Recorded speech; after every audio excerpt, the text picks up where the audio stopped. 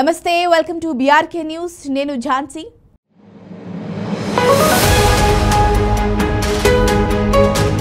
భూమి వెలుపల జీవముందా? మనుషుల వంటి ఇతర గ్రహాలు ఏమైనా ఉన్నాయా అనగా ఉన్నారా? ఈ ఊహ చాలా కాలంగా ఉంది. చాలా మంది శాస్త్రవేత్తలు గ్రహాంతరవాసుల ఉనికిని క్లెయిమ్ చేసినప్పటికీ గ్రహాంతరవాసుల రాక గురించి శాస్త్రీయ సమాజంలో చాలా ఊహాగానాలున్నప్పటికీ వాటికి స్పష్టమైన ఆధారాలు ఇంకా లేవు.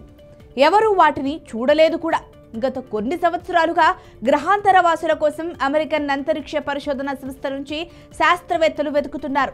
నిజంగా ఒకవేళ ఏలియన్స్ ఉంటే వారు ప్రపంచంలో ఎక్కడ నివసిస్తున్నారు అన్నది ఎవరికీ తెలియదు. భూమిని, మనుషులను చూడటానికి గ్రహాంతరవాసులు భూమిపైకి తరచూ వస్తున్నారని ఎంతో మంది శాస్త్రవేత్తలు అంటున్నారు. అయితే ఇది నేటికి మిస్టరీగానే ఉంది. గ్రహాంతరవాసుల ఉనికికి సంబంధించి ఎలాంటి ఆధారాలు లేవు. తాజాగా గ్రహాంతరవాసుల కోసం నాసా మరోసారి ముందడుగు వేసింది. ఏలియన్స్ ని కనుగొనేందుకు కొత్త అంతరిక్ష వాహనంను రూపొందించనుంది. ఇక విషయంలోకి వెళితే నాసా సంస్థ ఈ న్యూక్లియర్ హెలికాప్టర్ను రూపొందించింది. దీని పనితీరుపై పరీక్షలు జరుపుతోంది. అణు ఇంధనంతో పనిచేసే దీని తయారీకి ఏకంగా $335 బిలియన్ అంటే సుమారుగా 28.75 లక్షల కోట్లు ఖర్చు చేసింది. డ్రాగన్ పై పేరుతో రూపొందించిన ఈ హెలికాప్టరు 2028లో ప్రయోగించనుంది.